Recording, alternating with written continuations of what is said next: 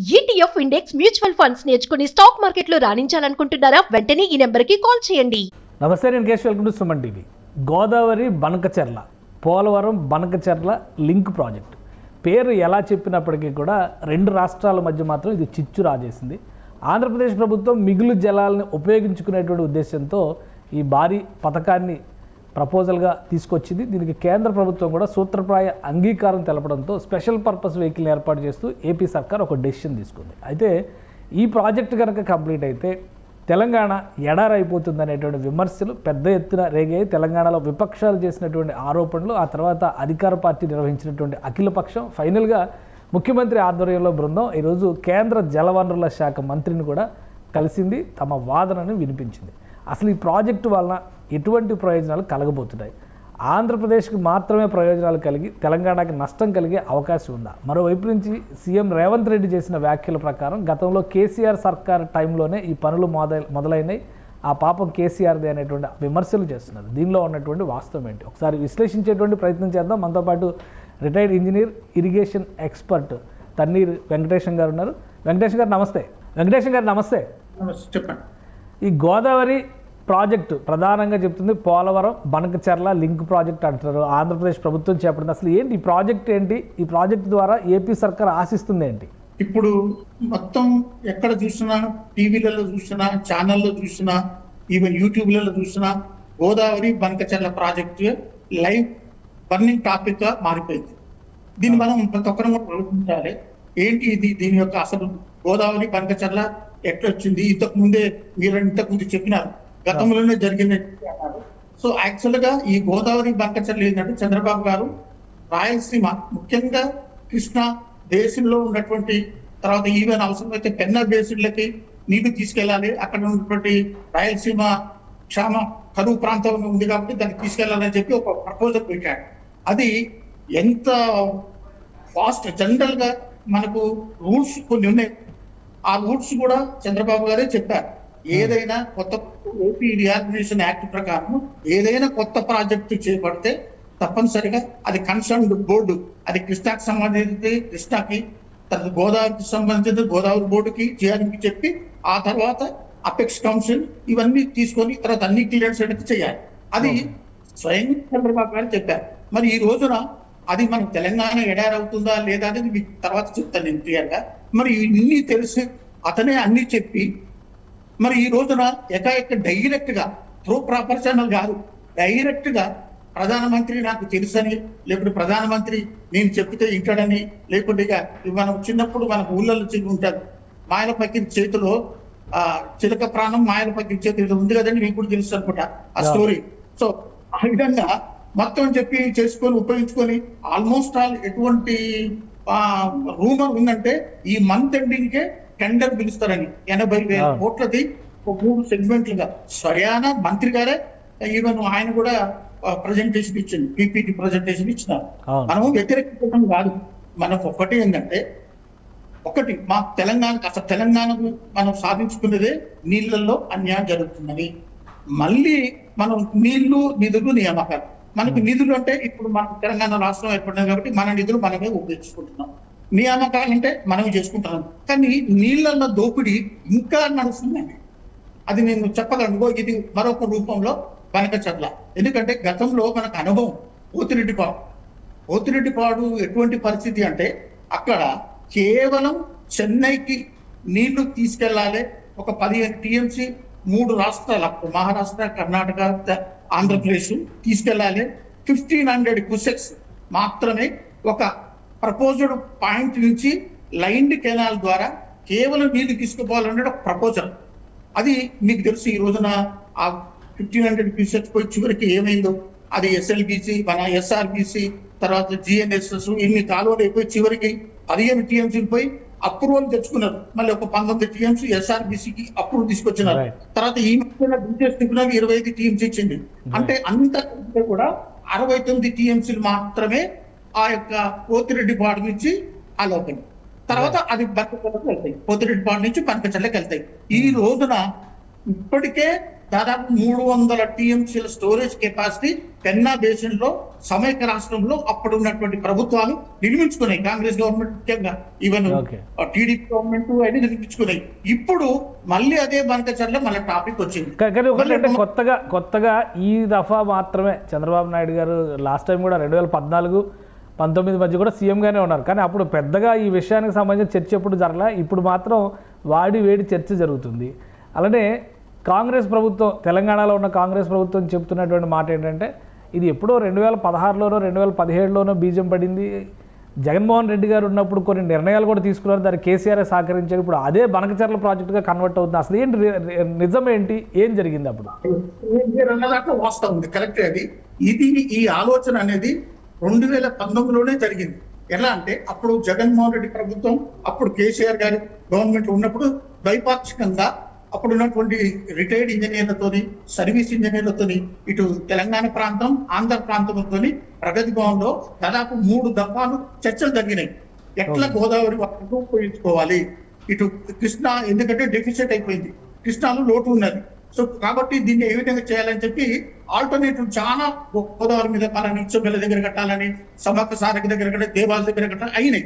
అయితే ఇంకొక ప్రపోజల్ వచ్చిండే, 4వ ప్రపోజల్. ఎట్లా అంటే ఆ ప్రపోజల్ కానే ఆల్రెడీగా ఏమైందంటే అసెంబ్లీలో అనౌన్స్ చేసినాడు, ఏది జగన్మోహన్, ఏది గోదావరి డైరెక్ట్ బనకచెర్లని.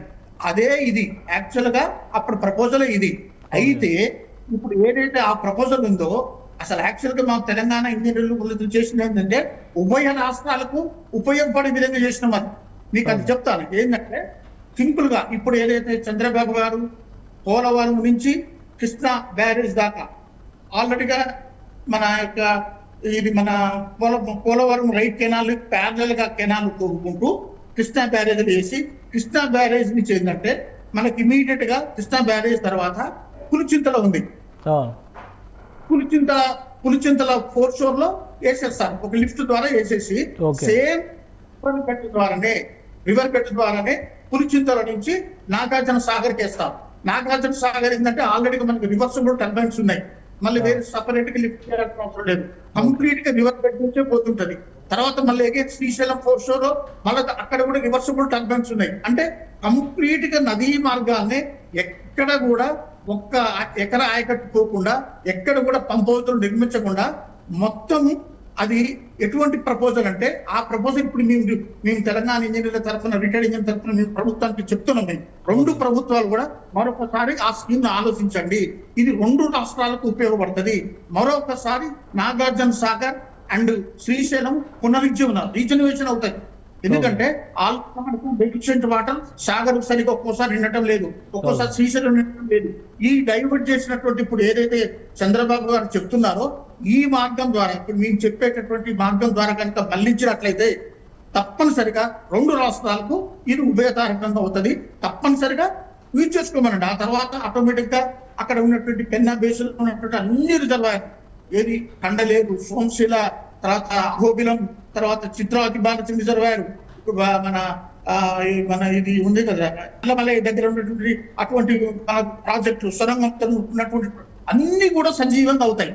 కానీ ఇది అందుకని ఇది కేంద్ర ప్రభుత్వం. సో ఇప్పుడు ఆంధ్రప్రదేశ్ ప్రభుత్వం చేస్తున్న ప్రపోజల్ అండి, ఆంధ్రప్రదేశ్ ప్రభుత్వం చేస్తున్నటువంటి ప్రపోజల్ వెంకటేష్ గారు, ఆంధ్రప్రదేశ్ ప్రభుత్వం ఇప్పుడు చేస్తున్న ప్రపోజల్ ఏంటి, దానిపైన అభ్యంతరాలు ఏంటి?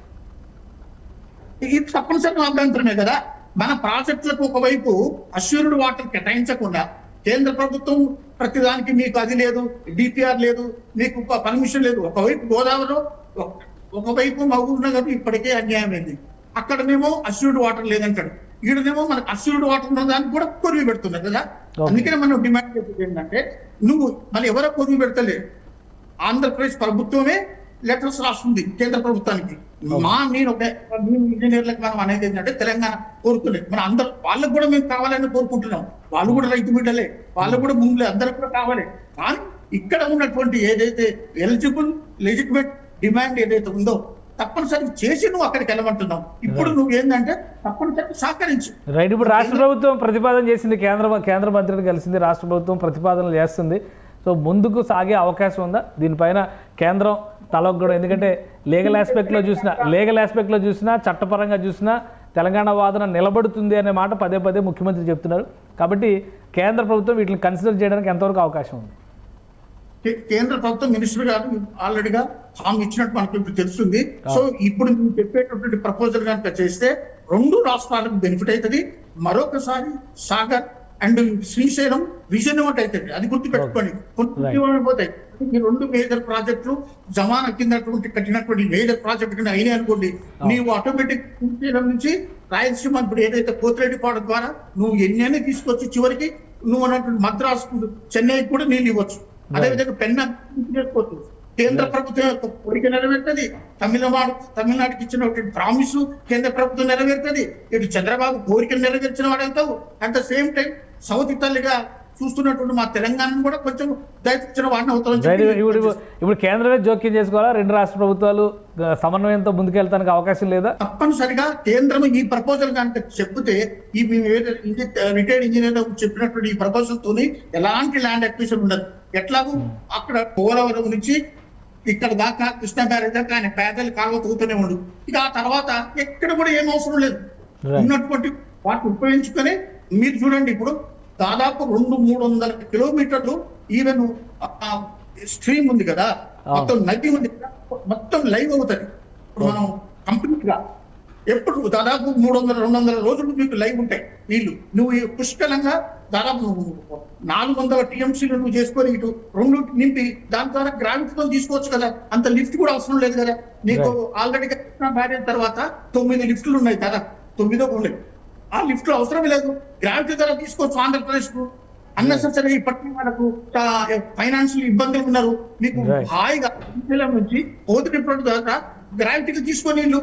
అందుకనే ఈ ప్రభుత్వం దానికి ఆలోచించడం కేంద్ర ప్రభుత్వం అన్నది మరి మీకు ఉభయతారకంగా ఎవరికి నష్టం కాకుండా చేస్తాను. కానీ ఈ స్కీమ్ మేము ఏదైతే ప్రపోజ్ చేస్తున్నామో అది కనుక చేస్తే మళ్ళీ 2 ప్రాజెక్టులు ఎప్పుడు సంవత్సరంలో దాదాపు త్రోట్ ఇయర్ మొత్తం పునరుజ్జీవం ఉంటాయి. దాని కింద కొన్ని లక్షల ఎకరాలు, ఇలా సాగరు కింద మనకు దాదాపు 25 లక్షల ఎకరాలు కావాలండి లెఫ్ట్ అండ్ రైట్. అదేవిధంగా శ్రీశైలం కింద ఇప్పుడు ఉన్నటువంటి స్కీమ్స్, ముఖ్యంగా మహబూబ్ నగర్ పెట్టినటువంటి ఈ ఇప్పుడు లిఫ్ట్ స్కీమ్స్ ఏవైతే ఉన్నాయో, పాలమూరు రంగారెడ్డి, తర్వాత డిండి, దాదాపు 12.5 లక్షలకు నీరు పుష్కలంగా అవుతాయి. అవన్నీ స్టెబిలైజ్ అవుతాయి కదా. ఎస్ఎల్బి కొన్ని ఏళ్ల నుంచి 20 సంవత్సరాల నుంచి నడుస్తుంది, అది కూడా స్టెబిలైజ్ అవుతుంది కదా. ఇవన్నీ ఫ్లోరైడ్ జీవిత ప్రాంతాలు కదా. సో కాబట్టి ఒకసారి కేంద్ర ప్రభుత్వం దృష్టి కూడా ఈ స్కీమ్ తీసుకెళ్లి 2 రాష్ట్రాలకు కూడా ఉపయోగం ఉంటది. ముఖ్యంగా 80,000 కోట్లు కాదు, ఇప్పుడు మేము చెప్పినటువంటి ఏదైతే స్కీమ్ ఉందో జస్ట్ 25,000 crores తోని దాదాపు 60,000 కోట్లు కూడా ఇటు కేంద్ర ప్రభుత్వం సేవ్ అవుతుంది. థ్యాంక్ యూ వెంకటేశం గారు విశ్లేషణ అందించినందుకు. ఇది గోదావరి బనకచెర్ల ప్రాజెక్టు గురించి జరుగుతున్నటువంటి చర్చ పైన ఇంజనీర్స్ ఇస్తున్నటువంటి క్లారిటీ. గతంలో ఆల్రెడీ దీనిపైన ఒక స్థానికంగా ఉన్నటువంటి ప్రస్తుతం ఉన్నటువంటి కాలువల ద్వారానే నీటిని ఎలా మళ్లించాలనే దాని మీద ఒక ప్రతిపాదన సిద్ధమైంది. దాన్ని యథాతథంగా అమలు చేస్తే 2 రాష్ట్రాలకి ప్రయోజనం ఉంటుంది. అలానే 60,000 కోట్ల రూపాయల నిధుల దుర్వినియోగాన్ని కూడా అరికట్టే అవకాశం ఉంటుందని చెప్పి వెంకటేశం గారు విశ్లేషిస్తున్నారు. ఇది special discussion. Keep watching. Suman టీవీలో మీ పర్సనల్ అండ్ బిజినెస్ ప్రమోషన్స్ కోసం కింది నెంబర్కి కాంటాక్ట్ చేయండి.